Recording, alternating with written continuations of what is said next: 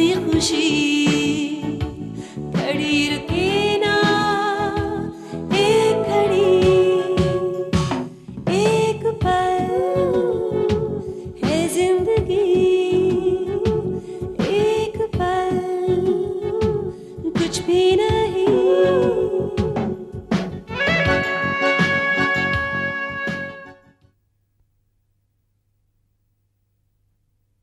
आने वाले दिनों के बारे में तो कुछ कह नहीं सकते, लेकिन आज से 2.5 साल पहले जब मैं आई थी तो मल्होत्रा इंडस्ट्रीज को लीगल एडवाइजर की हैसियत से ज्वाइन किया था और मुझे सबसे पहली जिम्मेदारी सौंपी गई थी स्वेतलाना को सिल्वर एस्टेट से बाहर निकालने की। और आज उसी मल्होत्रा इंडस्ट्रीज की कंपनी को बेचने के लिए मैं नेगोशिएट कर रही हूँ।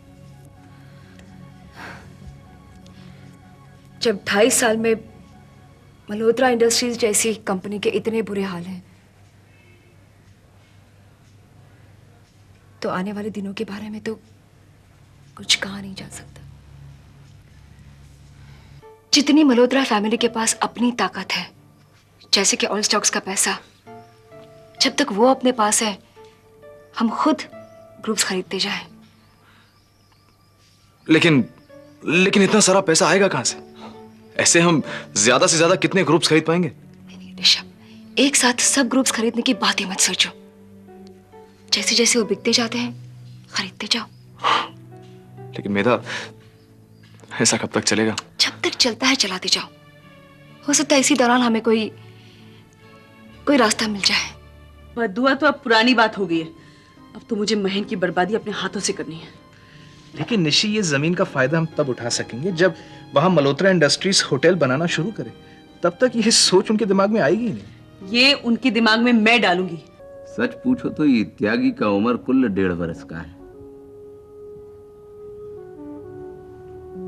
हाँ, सांस चलता रहा है हमरा, लेकिन मैं जिंदगी जीने वाला बात कछु नहीं रहा। हमरा जिंदगी हमसे छीन लिया। आपसे कोई कुछ छीन ले, ऐसा कभी हो सकता है? वो चली गई तो आप क्यों नहीं ढूंढ लेते उन्हें? हम डरता हूं कल कि कहीं हमरे सपनों का रंग फिर से ना बदल जाए। अब इनके लिए इतना तो जोखिम उठाना ही पड़ेगा।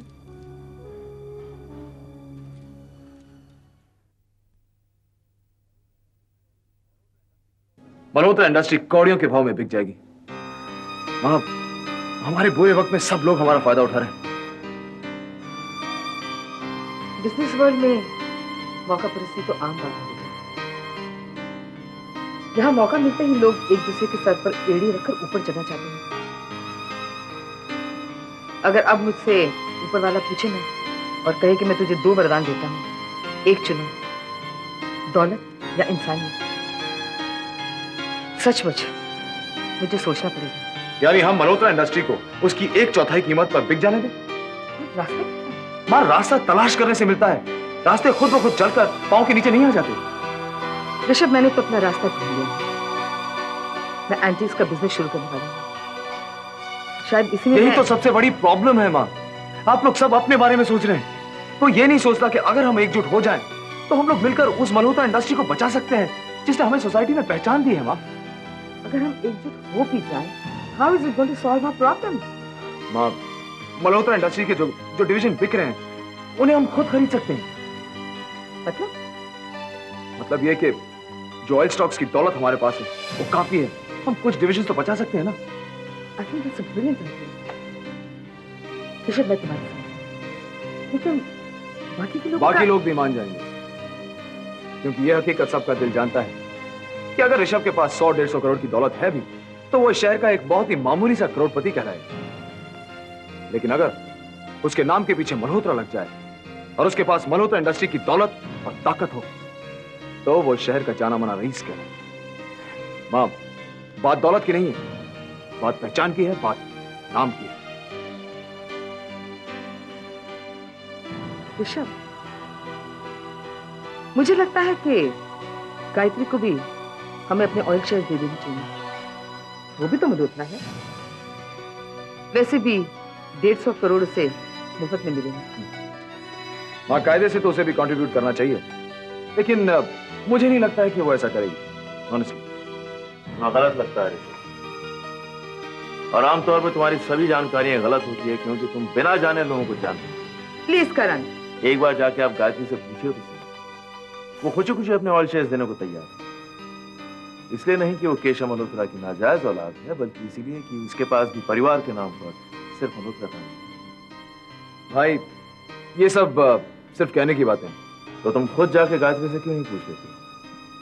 और अगर वो बिना आनाकानी किए तुम्हें ऑयल शेयर्स देने को तैयार हो जाती है तो अपने पिछले बर्ताव के लिए उससे माफी मांग लेना।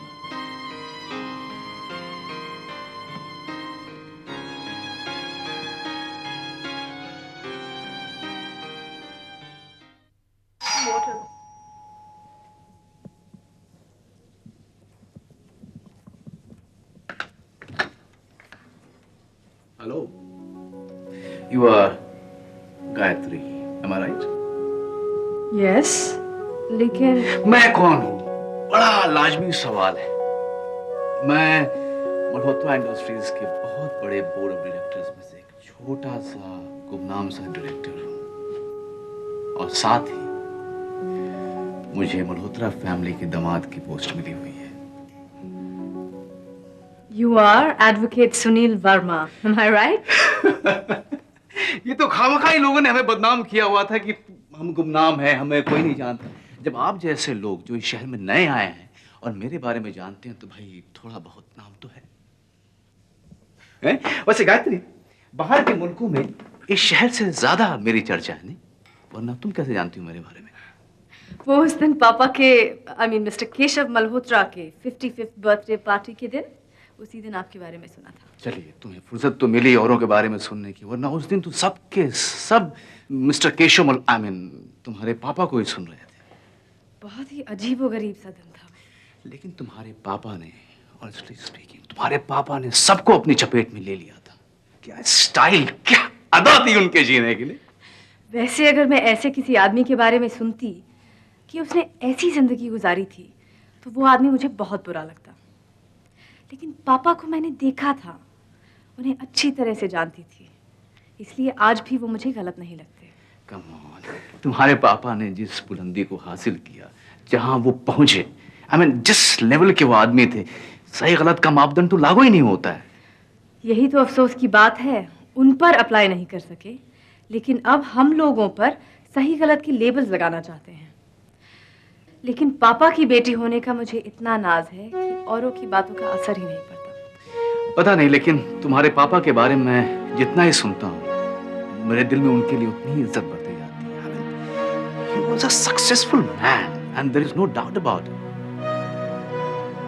लेकिन अपनी मौत के आगे अनसक्सेसफुल हो गए। Anyway, आपकी ही वाइफ का नाम ऋतु है ना? नहीं, ऋतु तो कई लोगों के वाइफ का नाम होता है। मिस्टर महेंद्र मल्होत्रा की बड़ी बेटी का नाम ऋतु है, जो फॉर्चुनेटली मेरी वाइफ है। अच्छा बताइए, कैसे आना हुआ? कमाल कर रही हैं आप, कितनी अच्छी अच्छी बातें कर रहे थे हम लोग। किस टॉपिक पर आप आ गई? मैं आपका मतलब नहीं समझी। जब मैं अपनी आने की वजह बताऊंगा तो तुम मतलब समझ जाओगे। कैसी वजह? मल्होत्रा इंडस्ट्रीज को बचाने के लिए तुम्हारे 150 करोड़ रुपए वाले ऑल स्टॉक के शेयर्स चाहिए हमें। मैं जानता हूं कि मेरे लिए बड़ी शर्मिंदगी की बात है, पर गैरों से भीख मांगने से बेहतर है अपनों के सामने हाथ फैलाना, ताकि तुम्हारे पापा की इंडस्ट्री को बचाया जा सके। ये आप क्या कह रहे हैं सुनील? हाँ, नौबत यही तक आ पहुंची है। कल देर रात तक मल्होत्रा फैमिली वाले बैठकर, जिसमें आजकल करण भी शामिल है, वो मशवरा करते रहे और फिर वो एक नतीजे पहुंचे, मुझे यहाँ भेज दिया तुम्हारे पास। करण का भी यही कहना है? हाँ, तो करण भी मल्होत्रा फैमिली का ही हिस्सा है ना। तो सबने देर रात तक बैठकर शेयर्स ट्रांसफर के लेटर ऑफ कंसेंट तैयार किया, जिसपे तुम्हें साइन करना है। ये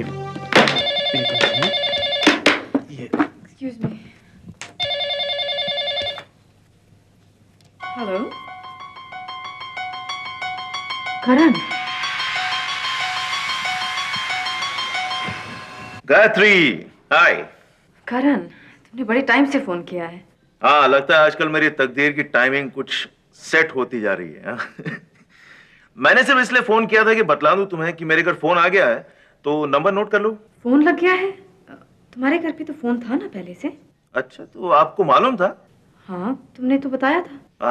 आई डोंट रिमेम्बर। तो फिर अब आपने तो कभी फोन किया नहीं, क्यों नहीं किया? करण, स्टॉप बीइंग मीन। अच्छा सुनो, मिस्टर सुनील वर्मा यहाँ पे आए हैं। कौन है? Mister Sunil Verma, advocate, Malhotra industries के बोर्ड ऑफ डायरेक्टर्स में है। या आई नो दैट। वहाँ क्यों आया हुआ है? वही जो तुम लोगों ने फैसला लिया था ना शेयर ट्रांसफर का, उसी के कंसेंट पेपर साइन कराने आए हैं। सुनील को फोन दो। एक minute. Sunil, want to talk to you. हाँ।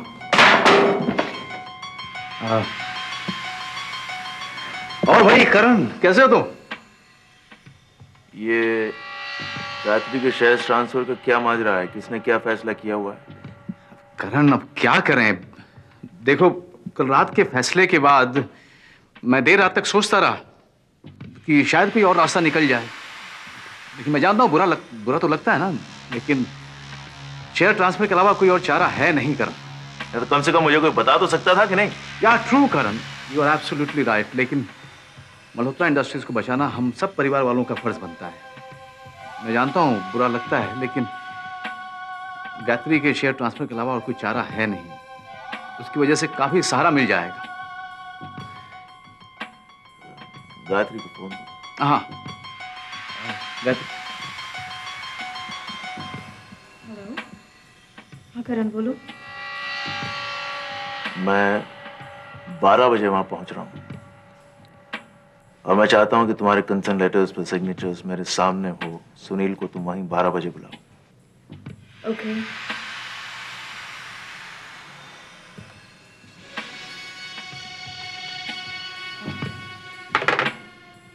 सुनील, करण यहाँ 12 बजे आने वाले हैं और मैं चाहती हूँ कि कंसेंट पेपर्स उन्हीं के सामने साइन करें। ठीक है, नो प्रॉब्लम। मैं 12 बजे फिर आपके पास हाजिर होऊंगा। Sorry. No, it's all right. It's all right. 12 बजे। Nice meeting. Bye. Thanks a lot.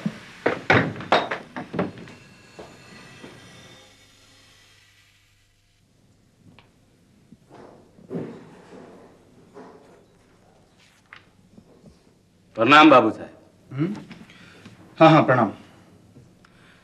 ये हाँ हाँ की जगह अगर आप एक हाँ कम बोलता और अपना ये मुखड़ा उठा के प्रणाम करने वाले का चौखटा देख लिया होता तो आपका बहुत कृपा होता।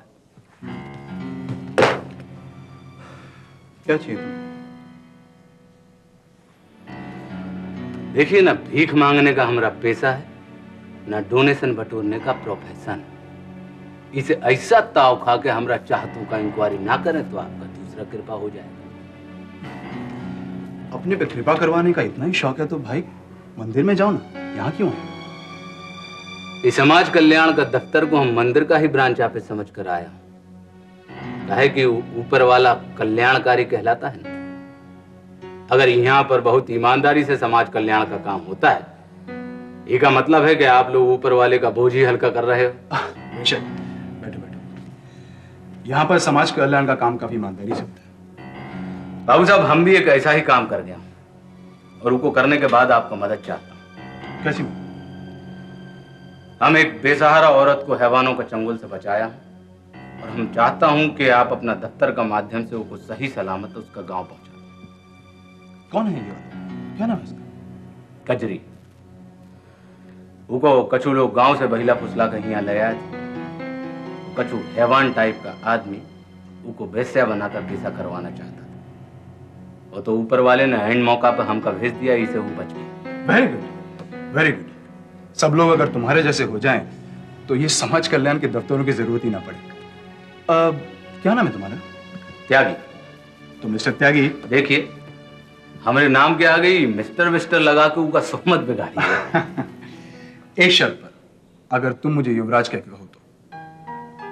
कह देंगे, अगर आप कहते हैं तो। लेकिन जब जब हम आपको युवराज कहूंगा तब तब हमका सोहराब मोदी जी का फिल्म याद आएगा। छोड़ो, ये सब पैसा कमाने का तरीका है। समाज सेवा का बड़ा बड़ा बोर्ड लगा दिया, सब ढकोसला है। ढेले भर का सेवा नहीं करते आप लोग। आप जरा 1 मिनट शांति रखिए, बिना सोचे समझे कुछ मत बोलिए। आपको प्रॉब्लम क्या बताइए। मैं एकदम बेसहारा हूँ, मेरा कोई नहीं है।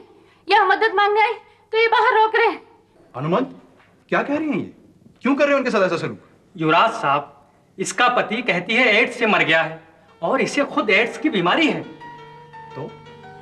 तो इसे समझना चाहिए और लोगों से दूर रहना चाहिए। क्यों? बीमारी फैल गई यहाँ तो मुश्किल हो जाएगी ना। हनुमंत, गंवारों जैसी बातें मत किया करो, और जिस चीज के बारे में पूरी जानकारी ना हो तो पूछ लिया करो।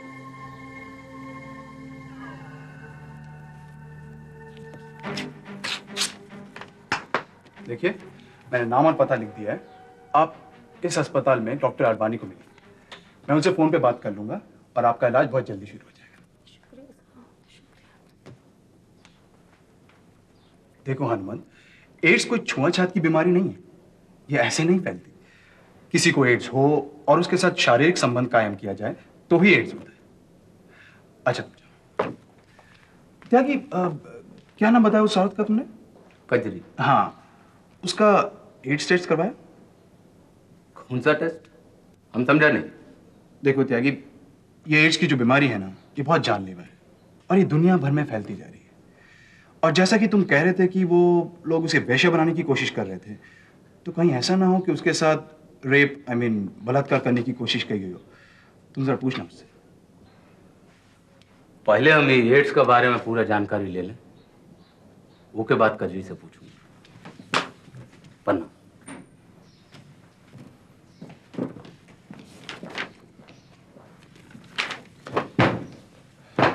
पंद्रह मिनट की बात है तो रुकता हूं। तुम्हारा बेटा क्या 15 मिनट में मान जाएगा? मुझे थोड़ा ज्यादा समय लगेगा। ठीक है, मैं चलता, तुम जल्दी आ जाना। सर देखो ना कौन है दरवाजे पे। तुम क्या कर रही हो?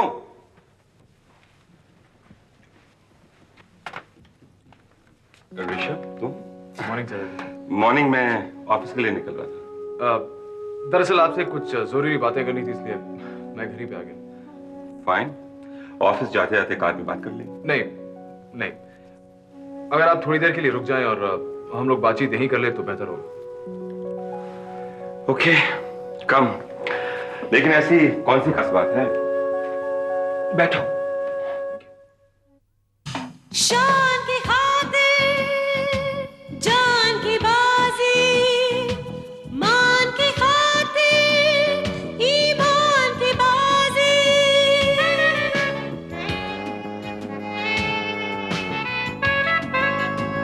इंसान की खातिर भगवान की बाजी, अरमान की खातिर एहसान की बाजी। वो क्या जीते ये क्या हारे, दिन छोटा सा